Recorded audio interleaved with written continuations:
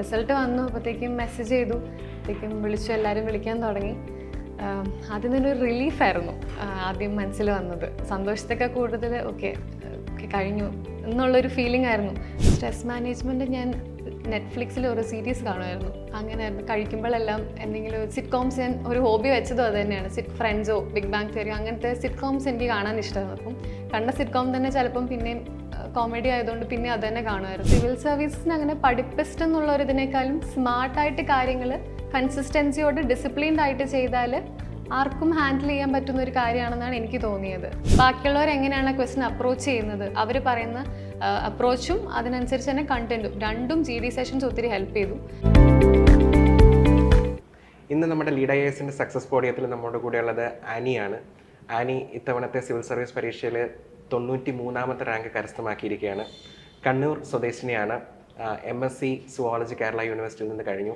1ാമത്തെ അറ്റംപ്റ്റിൽ തന്നെ civil service കരസ്ഥമാക്കിയിരിക്കുകയാണ്. ആനി നമ്മുടെ ലീഡ് IASന്റെ പ്രിലിംസ് ക്ലിയറിലും മെയിൻസ് ക്ലിയറിലും അതോടൊപ്പം തന്നെ ഇൻ്റർവ്യൂ ബൂട്ട് ക്യാമ്പിലും 3 ട്രെയിനിങ് പ്രോഗ്രാമിലും പങ്കെടുത്തിട്ട് ഉള്ള ഒരാളാണ് ആനി. ഒത്തിരി സന്തോഷമുണ്ട് ആനിയുടെ ഈ സക്സസ്സിൽ. First of all congratulations. Thank you sir. നമുക്ക് ഈ കോൺവെർസേഷൻ പതിവ് പോലെ സ്റ്റാർട്ട് ചെയ്യുന്നത് ശരിക്കും പറഞ്ഞു കഴിഞ്ഞാൽ റിസൾട്ട് എത്തുമ്പോൾ ഉള്ള ഒരു എക്സ്പെക്റ്റേഷനും എന്തായിരുന്നു ആ എക്സ്പീരിയൻസ് റിസൾട്ട് വന്നപ്പോൾ? റിസൾട്ട് വന്നപ്പോൾ വീട്ടിലായിരുന്നു. റിസൾട്ട് വരും ഇങ്ങനെ എല്ലാവരും പറയുന്നുണ്ടായിരുന്നു. അപ്പം വെയിറ്റ് ചെയ്തിരിക്കുമായിരുന്നു. നല്ല ടെൻഷൻ ഉണ്ടായിരുന്നു. ഞാൻ കുറച്ച് നേരം കഴിഞ്ഞ് കുറച്ച് നേരം ഫോൺ മാറ്റി വെച്ചു. ഇനി വരുമ്പോൾ ആരെങ്കിലും വിളിക്കും, എന്തെങ്കിലും ഉണ്ട് ആരെങ്കിലും വിളിക്കും എന്നുള്ളൊരിതിൽ ഞാൻ കുറച്ച് നേരം ഫോൺ മാറ്റി വെച്ചിരിക്കുകയായിരുന്നു.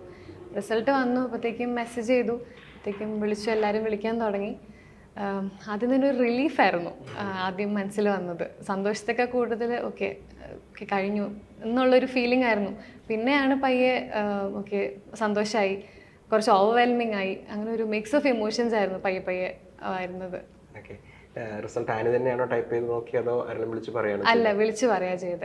അതുകൊണ്ട് ഞാൻ നോക്കിയില്ല റിസൾട്ട്. അപ്പം പിന്നെ കുറച്ച് സമയം കഴിഞ്ഞിട്ട് ഞാൻ തന്നെ ഒന്ന് ഗൂഗിൾ ചെയ്ത് സെർച്ച് ചെയ്ത് നോക്കിയത്. ഓക്കെ, ആ തിരക്കുകളൊക്കെ ഇപ്പോൾ ഒന്ന് കുറച്ച് അടങ്ങിയിട്ടുണ്ടോ അതോ എന്തായിരുന്നു? നാടിന്റെ വിജയം കൂടിയാണല്ലോ. അപ്പം ഒന്ന് എല്ലാവരും ഒത്തിരി പേര് വീട്ടിലേക്ക് വന്നു, കൺഗ്രാറ്റുലേറ്റ് ചെയ്തു. ഇപ്പം ഒന്ന് ഒതുങ്ങി, തിരക്കെല്ലാം കഴിഞ്ഞു. ഓക്കെ, ആനി എപ്പോഴാണ് ഈ സിവിൽ സർവീസ് എന്ന് പറയുന്ന ഒരു കരിയറിലേക്ക് വരാം എന്നുള്ളത് തീരുമാനിക്കുന്നത്? ഞാൻ PG പഠിക്കുന്ന സമയത്താണ്. എനിക്ക് അക്കാഡമിക്കലി ഒരു ലൈനായിരുന്നു യൂഷ്വലി PG ചെയ്യുന്ന സമയത്തും. PG കഴിയുന്ന ഒരു സമയത്താണ് ഇങ്ങനെ ഒരു ആഗ്രഹം വന്നത്. ഒന്ന് ട്രൈ ചെയ്ത് നോക്കാം എന്നുള്ള ആഗ്രഹമാണ് വന്നത്. കാരണം ഹ്യൂമാനിറ്റീസ് ബാക്ക്ഗ്രൗണ്ട് ഇല്ല. സിവിൽ സർവീസിനെ പറ്റി കുറച്ച് ടോപ്പർ സ്റ്റോക്കൊക്കെ കേട്ട് അങ്ങനെ ഒരു ഇൻസ്പിറേഷനിലാണ് ഞാൻ ജോയിൻ ചെയ്യുന്നത്. അങ്ങനെ നമുക്കൊന്ന് ശ്രമിച്ചു നോക്കാം, പറ്റുമെങ്കിലോ അപ്പം നമുക്ക് പറ്റുന്ന കാര്യമാണെങ്കിലോ ഒന്ന് ശ്രമിച്ചു നോക്കാം, അങ്ങനെ ഒരു ശ്രമമായിരുന്നു ആദ്യം തുടങ്ങിയത്. അപ്പം എങ്ങനെയാണ് എന്താണെന്ന് അറിഞ്ഞപ്പം പഠിച്ചു തുടങ്ങിയപ്പോഴാണ് കുറച്ചും കൂടി ഇൻട്രസ്റ്റിംഗ് ആയി തോന്നി. പിന്നെയാണ് അത് സീരിയസ് ആയിട്ട് എനിക്ക് ഇഷ്ടമാവാൻ തുടങ്ങിയത് പഠിച്ചു തുടങ്ങിയപ്പോഴാണ്. അതിന് മുന്നേ ഒന്ന് ശ്രമിച്ചു നോക്കാം എന്നുള്ള ഒരു ആഗ്രഹത്തിൻ്റെ പുറത്താണ് പ്രിപ്പറേഷൻ തുടങ്ങിയത്. ഓക്കെ, അതായത് പഠിത്തം ഇഷ്ടപ്പെട്ടു തുടങ്ങി, പുതിയ കാര്യങ്ങൾ പഠിക്കുന്ന കാര്യങ്ങളൊക്കെ അല്ലേ? അപ്പം ഈ സിവിൽ സർവീസ് പരീക്ഷയിൽ എല്ലാവർക്കും ഉള്ള ഒരു കൺസെപ്റ്റാണ് പഠിപ്പിസ്റ്റുകൾക്കുള്ള ഒരു പരീക്ഷയാണെന്നുള്ളത് പുറത്തൊരു ധാരണയുണ്ട്. നമുക്കറിയാം കുറച്ചുകൂടി എഫേർട്ട് ഇടുന്നു, സ്ട്രാറ്റജിക്കലി നമുക്ക് അപ്രോച്ച് ചെയ്യാൻ പറ്റുന്ന എന്നുള്ളത്. ആനിയുടെ കാര്യത്തിൽ ഒരു പഠിപ്പിസ്റ്റായിരുന്നോ? മാർക്സ് ഡീസൻറ്റ് മാർക്സ് ഉണ്ടായിരുന്നു സ്കൂളിൽ. പക്ഷെ സിവിൽ സർവീസിന് അങ്ങനെ പഠിപ്പിസ്റ്റ് എന്നുള്ളൊരിതിനേക്കാളും സ്മാർട്ടായിട്ട് കാര്യങ്ങൾ കൺസിസ്റ്റൻസിയോട് ഡിസിപ്ലിൻഡ് ആയിട്ട് ചെയ്താൽ ആർക്കും ഹാൻഡിൽ ചെയ്യാൻ പറ്റുന്ന ഒരു കാര്യമാണെന്നാണ് എനിക്ക് തോന്നിയത്. നമ്മൾ ആ ഒരു എഫേർട്ട് എടുത്ത് കറക്റ്റ് ഗൈഡൻസോടെ നമ്മൾ പ്രിപ്പയർ ചെയ്താൽ ആർക്കും നമ്മുടെ ബാക്ക്ഗ്രൗണ്ട് ഡസൻറ്റ് മാറ്റർ. അങ്ങനെയാണ് എനിക്ക് എൻ്റെ പ്രിപ്പറേഷനിൽ എനിക്ക് മനസ്സിലായ കാര്യം. എഫേർട്ട് എടുത്താൽ ആർക്കും ചെയ്യാൻ പറ്റുന്ന ഒരു എക്സാം ആണെന്നാണ് എനിക്ക് തോന്നിയത്. 2 വാക്ക് ശ്രദ്ധിച്ചിരുന്നു, കൺസിസ്റ്റൻസി ആൻഡ് ഡിസിപ്ലിൻ. അത് ഇത് പഠിക്കാൻ തുടങ്ങിയതിന് ശേഷമാണോ ഇത്രയും ഡിസിപ്ലിൻഡ് ആയിട്ടും കൺസിസ്റ്റൻ്റ് ആയിട്ടും ചെയ്തു തുടങ്ങി, അതോ ചെറുപ്പത്തിലെ കൺസിസ്റ്റൻ്റ് ആൻഡ് ഡിസിപ്ലിൻഡും ആണോ? ഡിസിപ്ലിൻഡ് ആണ് ചെറുപ്പം തൊട്ടേ. കൺസിസ്റ്റൻസി ഇപ്പോൾ കോളേജിൽ പഠിക്കുമ്പോൾ നമ്മൾ ഈ ഒരു ലൈൻ അല്ല നമ്മൾ യൂഷ്വലി ഫോളോ ചെയ്യുന്നത്. എക്സാമിന് സെമിസ്റ്റർ എക്സാമിനൊക്കെ ഒരു 1 വീക്ക് ബിഫോർ പഠിക്കാൻ തുടങ്ങും, അത്രേ ഉണ്ടായിരുന്നുള്ളൂ. ഡെയിലി കൺസിസ്റ്റൻ്റ് ആയിട്ടുള്ള പഠിത്തം കോളേജിലൊന്നും ഉണ്ടായിരുന്നില്ല. സിവിൽ സർവീസിന് വന്നതിന് ആ പ്രിപ്പറേഷൻ തുടങ്ങിയതിന് ശേഷമാണ് ആ ഒരു കൺസിസ്റ്റൻസി എന്നുള്ള കാര്യം ഇൻക്ലൂഡ് ചെയ്തത്. ആനിയുടെ ഒരു നേട്ടം എന്ന് പറയുന്നത് ഫസ്റ്റ് അറ്റംപ്റ്റിൽ 2 ഡിജിറ്റ് റാങ്കാണ്.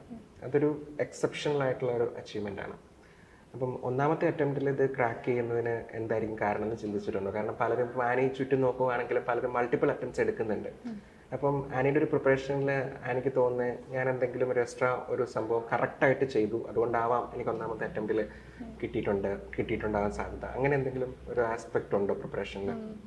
അങ്ങനെ തോന്നിയത് കൺസിസ്റ്റൻസി ഉണ്ടായിരുന്നു.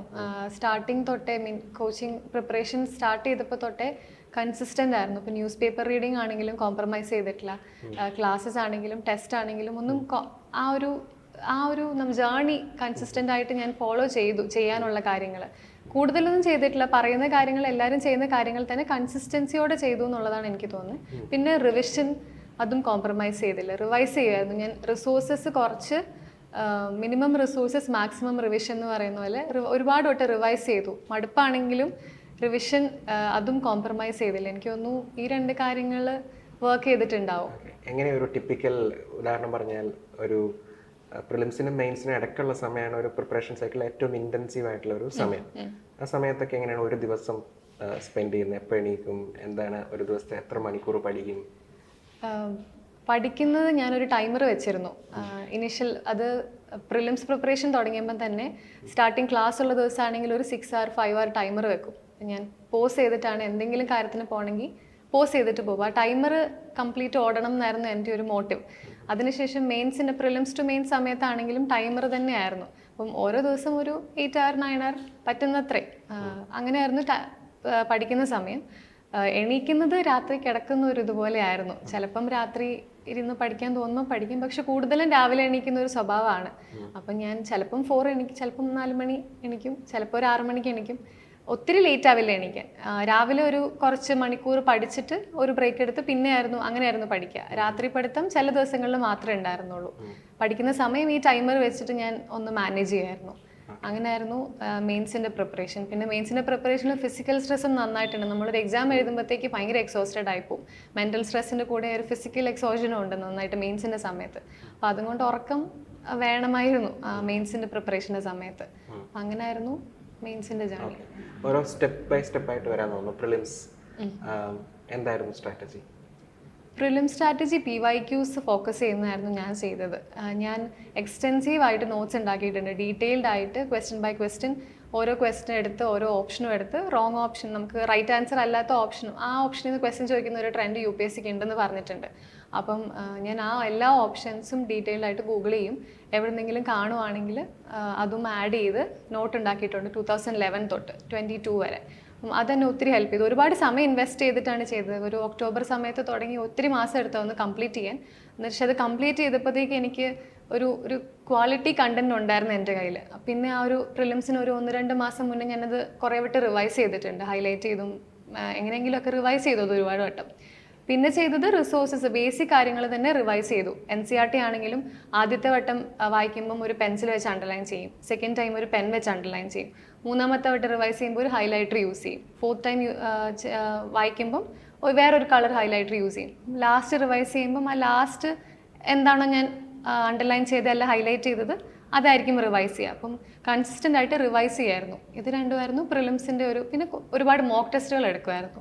ഡൽഹി ബേസ്ഡ് ആയിട്ടുള്ള ഇൻസ്റ്റിറ്റ്യൂട്ട്സിൻ്റെയും പറ്റുന്നത്രയും മോക്ക് ടെസ്റ്റ്, കുറേ ടെലിഗ്രാം ചാനൽസും ഉണ്ട് ഡെയിലി ക്വസ്റ്റ്യൻസ് ഇടുന്നത്. അപ്പം ചുമ്മാ ബോർ അടിച്ചിരിക്കുമ്പോൾ ആ ക്വസ്റ്റ്യൻസ് ചുമ്മാ സോൾവ് ചെയ്യും.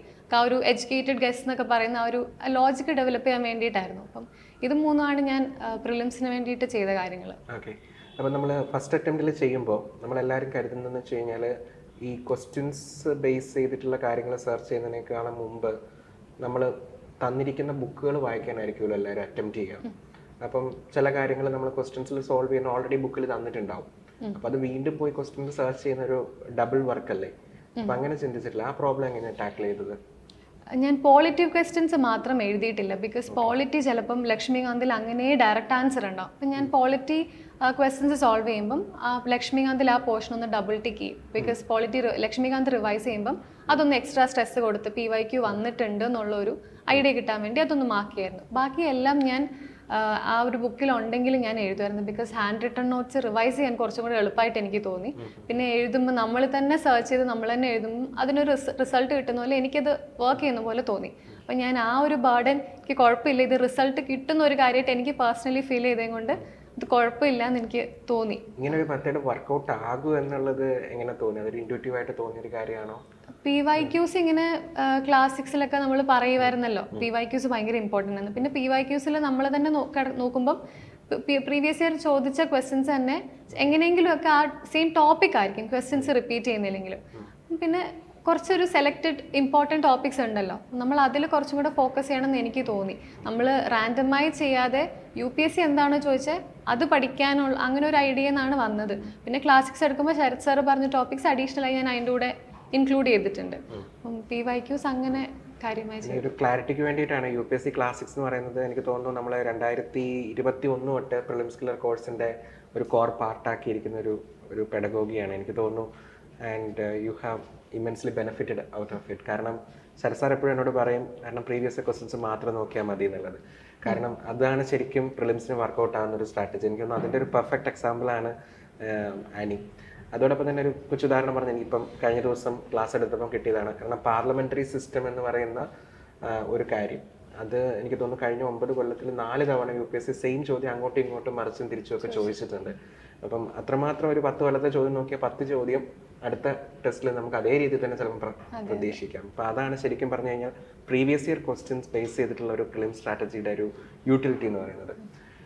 മെയിൻസിലേക്ക് വരാം. പക്ഷെ എനിക്ക് തോന്നുന്നു CSAT ഒരു പ്രശ്നമുള്ള ഒരു കാര്യമായിരുന്നു.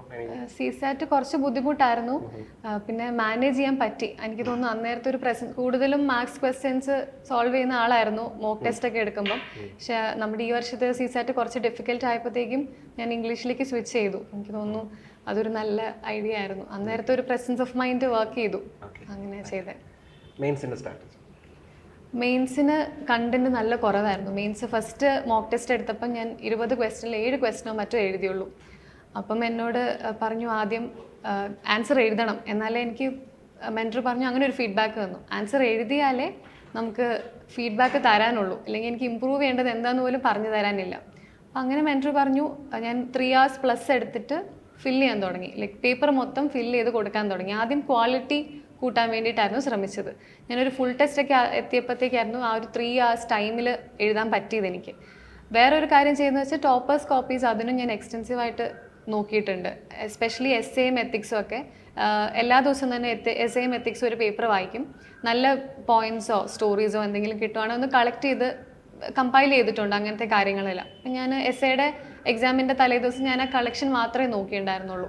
കുറേ കാര്യങ്ങൾ അതിൽ നിന്നുള്ള 2 സ്റ്റോറീസ് തന്നെയാണ് ഞാൻ എൻ്റെ എസ്സേക്കും യൂസ് ചെയ്തത് ഇൻട്രൊഡക്ഷനായിട്ട്. അപ്പം ആ toppers copies already time tested ആയിട്ടുള്ളൊരു കാര്യമാണ്. അപ്പം ഞാൻ അതിൽ നിന്ന് ഒത്തിരി കാര്യങ്ങൾ എടുത്തിട്ടുണ്ട്. വേറൊന്ന് ആൻസർ കീസ് റിവൈസ് ചെയ്തിരുന്നു. ആൻസർ കീസ് കണ്ടന്റ് റിച്ച് ആയിട്ടുള്ള എക്സാമ്പിൾസ് ആണെങ്കിലും കുറേ കാര്യങ്ങൾ അതിൽ നിന്ന് ഫെച്ച് ചെയ്യാൻ വേണ്ടിയിട്ട് ആൻസർ കീസ് ഒരുപാട് വട്ടം റിവൈസ് ചെയ്തു. ഇതൊക്കെയാണ് മെയിൻസിന് വേണ്ടിയിട്ട് ചെയ്തത്. പിന്നെ നോട്ട്സ് ഉണ്ടാക്കിയിട്ടുണ്ട്. നോട്ട്സും പക്ഷേ മിനിമലായിരുന്നു നോട്ട്സ്. കാരണം കുറേയൊക്കെ ആൻസർ കീസിൽ നമുക്കുണ്ടാവും. പിന്നെയും ഞാൻ എഴുതിയില്ല. അതിലില്ലാത്ത കാര്യങ്ങൾ ഞാൻ നോട്ട്സ് ഓർഗനൈസ് ചെയ്ത് നോട്ട്സ് ഉണ്ടാക്കി. ഇതായിരുന്നു മെയിൻസിൻ്റെ ചെയ്തത്. നമ്മുടെ ഇവിടെ മെയിൻസ് ക്ലിയറിൽ പാർട്ടായിരുന്നപ്പോൾ ആക്ച്വലി എങ്ങനെയായിരുന്നു അതിനനുസരിച്ചുള്ള കണ്ടന്റ് മേക്കിംഗ് സ്ട്രാറ്റജി ചെയ്തിരുന്നത്? കാരണം ഡെയിലി നമുക്കിതുണ്ടായിരുന്നു, ആൻസർ റൈറ്റിംഗ് ഉണ്ടായിരുന്നു, അതിൻ്റെ കണ്ടന്റ്. അപ്പോൾ ഇതെങ്ങനെ കൺസോളിഡേറ്റ് ചെയ്തു എന്നുള്ളത്? ഞാൻ GS-നും ഓരോ ബുക്സ് ആയിട്ട് എടുത്തു. എസ്സേയും എത്തിക്സും കാര്യമായി നോട്ട് ഉണ്ടാക്കിയില്ല. കാരണം ഞാൻ ഈ കളക്ഷൻ കമ്പൈലേഷൻ മാത്രമേ യൂസ് ചെയ്തോളൂ. GS-നും 3-നും ഓരോ നോട്ട് എടുത്തു. ഓരോ സബ്സെക്ഷൻ, ഇപ്പോൾ GS 1 ആണ് ഹിസ്റ്ററി, ജോഗ്രഫി, സൊസൈറ്റി എല്ലാം ഉണ്ടല്ലോ. അപ്പോൾ ഞാൻ ഒരു ബുക്കിൽ തന്നെ 3 സെക്ഷനായി ഡിവൈഡ് ചെയ്തിട്ടാണ് നോട്ട് ഉണ്ടാക്കിയത്. അപ്പം ഡെയിലി ആൻസർ റൈറ്റിങ്ങിൽ വരുന്ന കാര്യങ്ങൾ, എനിക്കറിയാത്ത കാര്യങ്ങളാണ് ഞാൻ ഇതിലേക്ക് ആഡ് ചെയ്യും. ചിലത് ഓർമ്മ നിൽക്കുന്ന കാര്യങ്ങളാണെന്ന് എനിക്ക് തോന്നിയാൽ ഞാൻ എഴുതില്ല. കാരണം എല്ലാം എഴുതാൻ നമുക്ക് പറ്റില്ല. അപ്പം നമ്മളെ തന്നെ കുറച്ച് ട്രസ്റ്റ് ചെയ്യണം. ഇതൊക്കെ ചിലപ്പോൾ ഓർമ്മ നിൽക്കുമായിരിക്കും. അപ്പം അങ്ങനെ കുറച്ച് കാര്യങ്ങൾ എഴുതിയില്ല. ഓർമ്മ മറന്നു പോകാൻ സാധ്യതയുള്ള കാര്യങ്ങൾ നോട്ടിലേക്ക് എടുത്തെഴുതി. അങ്ങനെയാണ് ചെയ്തത്, നോട്ട്സ് ഓർഗനൈസ് ചെയ്തത്. പിന്നെ സാറിൻ്റെ കണ്ടന്റ് എൻറിച്ച്മെൻറ്റ് ആ കറണ്ട് അഫയേഴ്സ് ക്ലാസ് ഒത്തിരി ഹെൽപ്പ് ചെയ്തു. അപ്പം അത് ഞാൻ എഴുതിയില്ല, പക്ഷേ റിവൈസ് ചെയ്തു. ഹൈലൈറ്റ് ചെയ്തിട്ട് മൾട്ടിപ്പിൾ ടൈംസ് അത് റിവൈസ് ചെയ്തിരുന്നു. അങ്ങനെയാണ് മെയിൻ സ്കില്ലിലെ കണ്ടന്റ് കൺസോളിഡേറ്റ് ചെയ്ത് പഠിച്ചത്. അപ്പം നമ്മുടെ ഈ ആൻസർ റൈറ്റിങ്ങിലുള്ളൊരു ക്ലാസിക്കൽ ഡിലിമ എന്താണെന്ന് വെച്ച് കഴിഞ്ഞാൽ, നമ്മൾ കൂടുതൽ എഴുതണോ അതോ ക്രിസ്പാക്കി എഴുതണോ? കാരണം എപ്പോഴും ആ ഒരു പ്രോബ്ലം, ഇപ്പം ഞാനിപ്പോൾ ഫീഡ്ബാക്ക് കൊടുക്കുമ്പോഴും നമുക്ക് കുട്ടികൾ സംശയം ചോദിക്കുന്നത് പ്രധാനമായിട്ടും ഇത് ഇത്രയും നീട്ടി പരത്തി എഴുതണോ, കൂടുതൽ പോയിന്റ് കൊണ്ടുവരണോ? അപ്പം ആ ഒരു കാര്യത്തിൽ എങ്ങനെയാണ് അപ്രോച്ച് ചെയ്തിരുന്നത്? എനിക്ക് തോന്നിയത് കണ്ടന്റ് കുറച്ചും കൂടെ പോയിന്റ്സ് കൊണ്ടുവരുന്നതാണ് എനിക്ക് പേഴ്സണലി വർക്ക് ചെയ്യുന്നതെന്ന് തോന്നിയത്. പിന്നെ എസ്സേയും എത്തിക്സ് ഒക്കെ ആണെങ്കിലും നമുക്കൊന്ന് എക്സ്പ്ലെയിൻ ചെയ്ത് എഴുതാൻ പറ്റുമായിരിക്കും. എസ്പെഷ്യലി എത്തിക്സ് ഒക്കെ എനിക്ക് തോന്നുന്നു ചില കാര്യങ്ങൾ നമ്മളൊന്ന് ജസ്റ്റ് ഒരുപാട് എക്സ്പ്ലെയിൻ ചെയ്യാൻ പറ്റില്ല. ആ സമയവും സ്പേസും അനുവദിക്കുന്ന പോലെ എക്സ്പ്ലെയിൻ ചെയ്യാൻ നമുക്ക് പറ്റുന്നതാണെങ്കിൽ അതിന് കുഴപ്പമില്ല. പക്ഷേ GS ആൻസേഴ്സ് എനിക്ക് തോന്നുന്നു കണ്ടന്റും എക്സാമ്പിൾസും ഒക്കെ ആ ഒരു പോയിന്റ്സ് കൊണ്ടുവരുന്നതിലാണ് മാർക്ക് കൂടുതൽ ഫെച്ച് ചെയ്യുന്നതെന്ന് എനിക്ക് പേഴ്സണലി തോന്നി. അപ്പം ഞാൻ അങ്ങനെയായിരുന്നു അത് ചെയ്തത്. നല്ല ആൻസറിന് വേണ്ടുന്ന കാര്യങ്ങൾ എന്തൊക്കെയാണ് ആനിയെ സംബന്ധിച്ചിടത്തോളം? എനിക്ക് തോന്നുന്നു നല്ലൊരു ഇൻട്രോ കമ്പൽസറി ആണെന്ന് തോന്നുന്നു. ബിക്കോസ് ഫസ്റ്റ് ഇംപ്രഷൻ എന്ന് പറയുന്ന പോലെ ഇൻട്രൊഡക്ഷൻ ഒരു സ്റ്റാറ്റോ ഡാറ്റയോ എന്തെങ്കിലും കൊണ്ടുവരുവാണെങ്കിൽ അത് നല്ലതാന്ന് തോന്നി. പിന്നെ ആൻസറിൻ്റെ ഒരു സ്ട്രക്ചർ, അത് എല്ലാവരും പറയുന്ന പോലെ സ്ട്രക്ചറും ഇമ്പോർട്ടൻ്റ് ആണ്. അതിൻ്റെ കൂടെ തന്നെ എക്സാമ്പിൾസും. കാരണം നമ്മൾ റാൻഡമായ ഒരു പോയിന്റ് ജസ്റ്റ് പറയുന്നതിന് പകരം ഒരു എക്സാമ്പിൾ കൊടുത്ത് അതിനെ സബ്സ്റ്റാൻഷിയേറ്റ് ചെയ്യുകയാണെങ്കിൽ കുറച്ചും കൂടി ഇംപ്രസീവ് ആയിരിക്കും എന്ന് തോന്നുന്നു. ഈ ഒരു 3 കാര്യങ്ങളാണ്, ഇൻട്രൊഡക്ഷൻ വേണം, സ്ട്രക്ചർ വേണം, എക്സാമ്പിൾസും. അങ്ങനത്തെയാണ് എനിക്ക് തോന്നിയത്. ടോപ്പേഴ്സിനെ കുറച്ച് നോട്ട് റെഫർ ചെയ്തെന്ന് പറഞ്ഞില്ലേ, അത് ആരുടെയൊക്കെയാണ്? 3-4 ഇയേഴ്സ് ബാക്കുള്ള എല്ലാവരുടെയും നോട്ട്സ് ഞാൻ നോക്കിയിട്ടുണ്ട്. ഏറ്റവും നല്ല നോട്ട് ചെയ്യുന്ന കാര്യങ്ങൾ, നമുക്ക് ആവശ്യമുള്ള കാര്യങ്ങൾ. അതെ. ഓപ്ഷണലിനാണെങ്കിൽ വേറെ ഓപ്ഷണൽ ടോപ്പേഴ്സിന്റെ ആയിരിക്കും എടുത്തത്. ഓപ്ഷണലിൽ കൂടുതൽ സുരഭി ഗോയൽ എന്ന് പറയുന്ന ഒരു മാമിന്റെ നോട്ട്സ് കുറെ ഫോളോ ചെയ്തു. പിന്നെ എത്തിക്സ് ഒക്കെ ആണെങ്കിൽ ശ്രുതി ടോപ്പ് റാങ്ക് ആ മാമിന്റെയും കുറെ ഫോളോ ചെയ്തിട്ടുണ്ട്. അപ്പോൾ നമ്മൾ മെയിൻസ് കഴിഞ്ഞിട്ട് നമുക്ക് ഇന്റർവ്യൂവിലേക്ക് വരാം. അതിന് മുമ്പ് ഓപ്ഷണലിൽ ആന്ത്രപ്പോളജി ആണ് ഓപ്ഷണൽ. എനിക്ക് തോന്നുന്നു കേരളത്തിൽ അത്രയധികം പേര് ആന്ത്രപ്പോളജി എടുക്കുന്ന ഒന്നല്ല. എനിക്കൊന്ന് സുവോളജി ബാക്ക്ഗ്രൗണ്ട് ഹെൽപ്പ് ചെയ്തിട്ടുണ്ടാവണം. അപ്പം ആന്ത്രപ്പോളജി ഓപ്ഷണൽ എങ്ങനെയായിരുന്നു അതിൻ്റെ ഒരു പ്രിപ്പറേഷൻ സ്ട്രാറ്റജി? എന്തുകൊണ്ട് ആന്ത്രപ്പോളജി എടുത്ത്? First of all zoology background ഉള്ളതുകൊണ്ടാണ്. അതൊരു ഫാക്ടർ ആയിരുന്നു. ഒന്ന്, സുവോളജി ഓവർലാപ്പ് വരുന്നുണ്ട്, കുറച്ച് ബയോ പോർഷൻസ് വരുന്നുണ്ട്, അതൊരു റീസൺ ആയിരുന്നു. പിന്നെ അക്കാഡമിക് സപ്പോർട്ട്, നമുക്ക് റിസോഴ്സസ് അവൈലബിൾ ആണെന്ന് കണ്ടു, അപ്പോൾ അതും ഒരു റീസൺ ആയിരുന്നു. പിന്നെ ഇൻട്രസ്റ്റ്, നമ്മൾ ഒരുപാട് സമയം ഓപ്ഷനിൽ കൂടി ഇരിക്കണമല്ലോ. തീരെ ഇഷ്ടമില്ലാത്ത സബ്ജക്റ്റ് എടുത്താൽ ബുദ്ധിമുട്ടായിരിക്കും എന്നുള്ളതുകൊണ്ട് കുറച്ച് ഇൻട്രസ്റ്റിംഗ് ആയിട്ടുള്ളൊരു സബ്ജക്റ്റും കൂടി ചൂസ് ചെയ്താണ് ആന്ത്രപ്പോളജി. അതിൻ്റെ പ്രിപ്പറേഷൻ എന്ന് പറയുന്നത് കൂടുതലും ഞാൻ അതിന് ടോപ്പേഴ്സ് നോട്ട്സ് തന്നെയാണ് എടുത്തത്. എനിക്ക് ഓപ്ഷണൽ പ്രിപ്പറേഷൻ നോട്ട്സ് ഉണ്ടാക്കാൻ സമയം ഒരുപാട് കിട്ടിയില്ല. അപ്പം പ്രിലിംസിന് ശേഷമായിരുന്നു ഓപ്ഷണൽ കാര്യമായി വർക്ക് ചെയ്തത്. അപ്പോൾ അതുകൊണ്ട് എനിക്ക് സ്വന്തമായി ഹാൻഡ് റിട്ടൺ നോട്ട്സ് ഉണ്ടാക്കാൻ സമയം കിട്ടിയില്ല. വളരെ ചുരുക്കം ടോപ്പിക്സേ ഹാൻഡ് റിട്ടൺ നോട്ട്സ് ഉള്ളൂ. ബാക്കിയെല്ലാം ഞാൻ ടോപ്പേഴ്സിൻ്റെ നോട്ട്സ് പ്രിൻ്റ് എടുക്കുകയോ PDF യൂസ് ചെയ്ത് ഹൈലൈറ്റ് ചെയ്യുകയോ അങ്ങനെയൊക്കെയാണ് പഠിച്ചത്. അപ്പം ടോപ്പേഴ്സ് നോട്ട്സ് ആയിരുന്നു അതിന്. ഓപ്ഷണൽ കംപ്ലീറ്റ്ലി ടോപ്പേഴ്സ് നോട്ട്സ് തന്നെയായിരുന്നു. ശിൽപ സാറിന്റെ ടെസ്റ്റ് സീരീസ് എടുത്തിരുന്നു. അപ്പം ടെസ്റ്റ് സീരീസ് റെഗുലറായിട്ട് എഴുതുമായിരുന്നു. അതിൻ്റെ ആൻസർ കീ സാറ് കുറേ വാല്യൂ എഡിഷൻ തരും, അറിയാത്ത ഒരുപാട് കാര്യങ്ങൾ സാറ് പറഞ്ഞു തരും. അപ്പം അതെല്ലാം നോട്ട് ചെയ്ത് വെക്കും, പിന്നെ അതൊന്ന് റിവൈസ് ചെയ്യും. അങ്ങനെയായിരുന്നു ടെസ്റ്റ് സീരീസ് യൂസ് ചെയ്തത്. ഡോക്ടർ വിനീത് ആന്ത്രപ്പോളജിയാണ്. അതെ. അപ്പം രണ്ടുപേർക്കും നല്ല മാർക്കും വന്നു, റാങ്കും വന്നു. അത് എനിക്ക് തോന്നുന്നു ആന്ത്രപ്പോളജി എനിക്ക് കുറച്ചുകൂടെ ബെനിഫിഷ്യൽ ആയിട്ട് വന്നിട്ടുണ്ട്. ഓക്കെ, അതോടൊപ്പം തന്നെ ഇന്റർവ്യൂവിലേക്ക് വരാം. അപ്പം ഇന്റർവ്യൂ എങ്ങനെയായിരുന്നു? എന്തൊക്കെ ചോദ്യങ്ങൾ അവർ ചോദിച്ചേ? ഇന്റർവ്യൂ ഭയങ്കര ഒരു കോർഡിയൽ എക്സ്പീരിയൻസ് ആയിരുന്നു. മോക്ക് ഇന്റർവ്യൂസ് പോലെ ആയിരുന്നില്ല. ഒത്തിരി കോർഡിയലായിരുന്നു. നല്ല വാംത്തുള്ള ഒരു പാനലായിട്ടാണ് എനിക്ക് പേഴ്സണലി ഫീൽ ചെയ്തത്. ഒത്തിരി പാനിക് ആക്കാനൊന്നും നോക്കിയില്ല. എനിക്ക് കുറച്ച് ഐ ഡോണ്ട് നോ ഒക്കെ പറയേണ്ടി വന്നു. അപ്പം അതിൽ പിന്നെയും ആ സെയിം ടോപ്പിക്സ് ചോദിക്കാണ്ട് പെട്ടെന്ന് മൂവ് ചെയ്തു അവർ അടുത്ത ടോപ്പിക്സിലേക്ക്. നല്ല കോർഡിയലായിട്ടുള്ളൊരു ബോർഡായിരുന്നു. നല്ല എക്സ്പീരിയൻസ് ആയിരുന്നു ഇന്റർവ്യൂ. ഏത് ഏരിയയിൽ ചോദ്യങ്ങൾ ചോദിച്ചേ? കൂടുതലും ഡാഫ് ബേസ്ഡ് ആയിരുന്നു. എൻ്റെ 3 ഹോബീസിൽ നിന്നും ചോദിച്ചു, ബാക്ക്ഗ്രൗണ്ട് സബ്ജക്റ്റിൽ നിന്ന് ചോദിച്ചു. പിന്നെ ഞാൻ തമിഴ്നാട്ടിലാണ് ചെയ്തത്, ഡിഗ്രി ചെയ്തത്. അപ്പം തമിഴ്നാട്, കേരളം, അങ്ങനെ മുല്ലപ്പെരിയാറിനെ പറ്റി ചോദിച്ചു. പിന്നെ വിമൻസ് ഡേയുടെ അന്നായിരുന്നു എൻ്റെ ഇൻ്റർവ്യൂ. അപ്പം വിമൻ ബേസ്ഡ് 1-2 ക്വസ്റ്റ്യൻ ചോദിച്ചു. അങ്ങനെയൊക്കെയായിരുന്നു കൂടുതലും. പക്ഷെ ഡാഫിൽ നിന്ന് തന്നെയാണ് ചോദിച്ചത്. കറണ്ട് അഫയേഴ്സ് കുറവായിരുന്നു. എങ്ങനെയായിരുന്നു ഇന്റർവ്യൂവിൻ്റെ പ്രിപ്പറേഷൻ ചെയ്തിരുന്നത്? ഇൻ്റർവ്യൂ മെയിൻസിൻ്റെ റിസൾട്ട് വന്നപ്പോൾ ശരിക്കും ക്ലൂലെസ് ആയിരുന്നു. എനിക്ക് ഒത്തിരി സംസാരിക്കാൻ ഇച്ചിരി ടെൻഷനായിരുന്നു. എങ്ങനെ ഇൻ്റർവ്യൂ ഹാൻഡിൽ ചെയ്യും, ഒരുപാട് ഇൻ്റർവ്യൂസ് ഹാൻഡിൽ ചെയ്തിട്ടില്ല. അപ്പം നമുക്ക് GD സെഷൻസ് വെച്ചു. അപ്പം ആദ്യത്തെ ഗ്രൂപ്പ് ഡിസ്കഷന് സാറ് ചോദിച്ചപ്പോൾ എനിക്ക് ജസ്റ്റ് 1-2 സെൻറ്റൻസ് പറഞ്ഞിട്ട് ഞാൻ സ്റ്റക്ക് ആവും. അപ്പോൾ സാറ് പെട്ടെന്ന് അടുത്ത ആളിലേക്ക് മൂവ് ചെയ്യും. അപ്പം അങ്ങനെ GD സെഷൻസിന് റെഗുലറായി വന്ന് GD സെഷൻസ് ഒത്തിരി ഹെൽപ്പ് ചെയ്തു. നമ്മൾ പറയുന്നതിനേക്കാളും ബാക്കിയുള്ളവർ എങ്ങനെയാണ് ക്വസ്റ്റ്യൻ അപ്രോച്ച് ചെയ്യുന്നത്, അവർ പറയുന്ന അപ്രോച്ചും അതിനനുസരിച്ച് തന്നെ കണ്ടന്റും, രണ്ടും GD സെഷൻസ് ഒത്തിരി ഹെൽപ്പ് ചെയ്തു. പിന്നെ 2 ന്യൂസ് പേപ്പർ വായിക്കാൻ തുടങ്ങി ഇൻ്റർവ്യൂ പ്രിപ്പറേഷന് സമയത്ത്. പിന്നെ ഞാൻ ഈ ഇടയ്ക്ക് സ്റ്റക്ക് ആവുന്ന പ്രശ്നമുള്ളതുകൊണ്ട് ഞാൻ എഡിറ്റോറിയൽ പേജസ് ഒക്കെ ഉറക്കെ വായിക്കുമായിരുന്നു. റൂമിലിരുന്ന് ഉറക്കെ വായിച്ച് പഠിക്കും, ആ വേർഡ്സ് ഓർമ്മ നിൽക്കാൻ എങ്ങനെയെങ്കിലുമൊക്കെ എന്നെ ഹെൽപ്പ് ചെയ്യുമെന്ന് എനിക്ക് തോന്നി. അപ്പം ഞാൻ എഡിറ്റോറിയൽ പേജസ് ഉറക്കെ വായിക്കുമായിരുന്നു.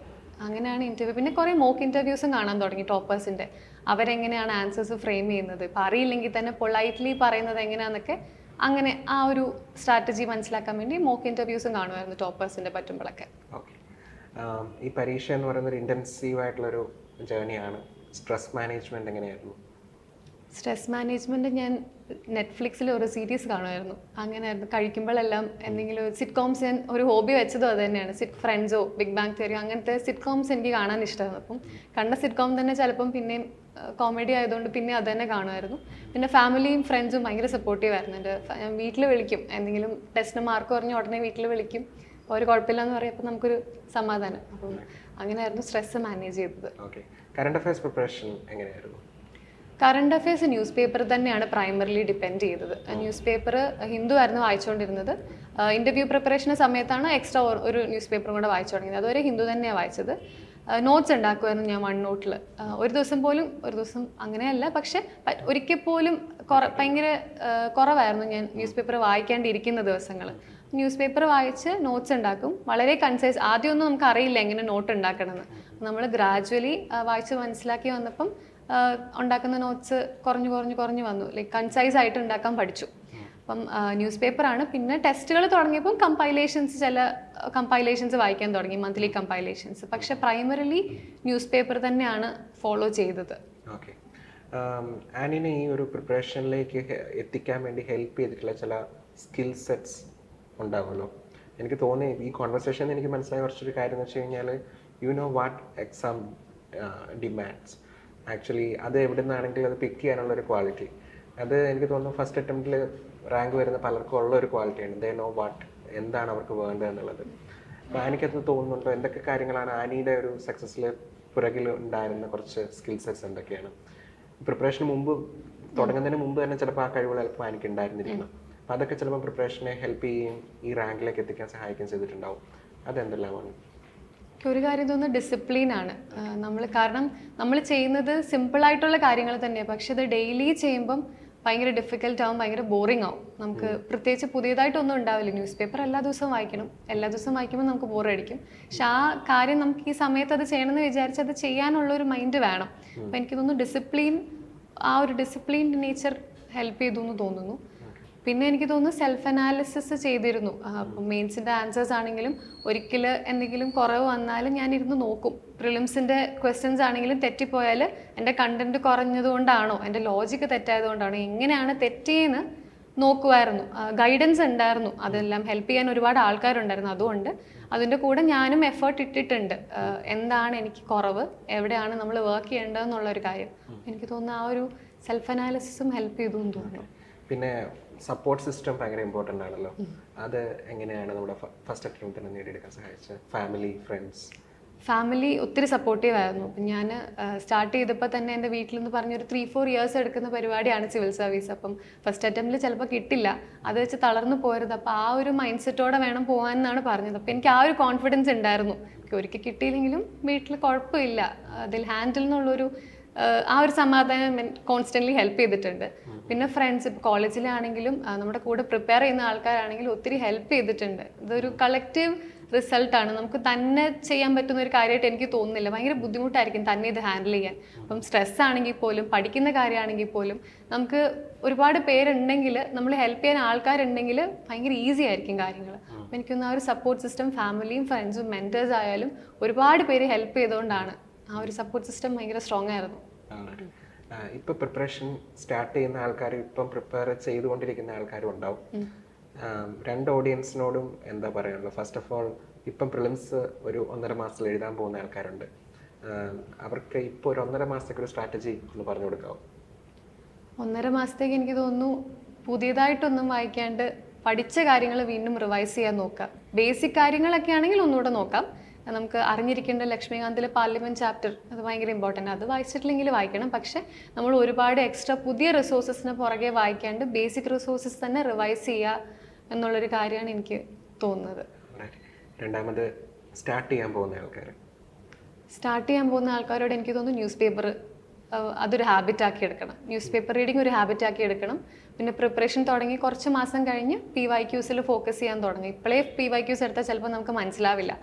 ഒരു പ്രിപ്പറേഷൻ ഒരു ഗ്രാജുവലി സ്റ്റാർട്ട് ചെയ്ത് വരുന്ന കുറച്ച് മാസം കഴിയുമ്പോഴത്തേക്ക് PYQs ഫോക്കസ് ചെയ്യാന്നുള്ള കാര്യമാണ് എനിക്ക് പറയാനുള്ളത്. ഓക്കെ.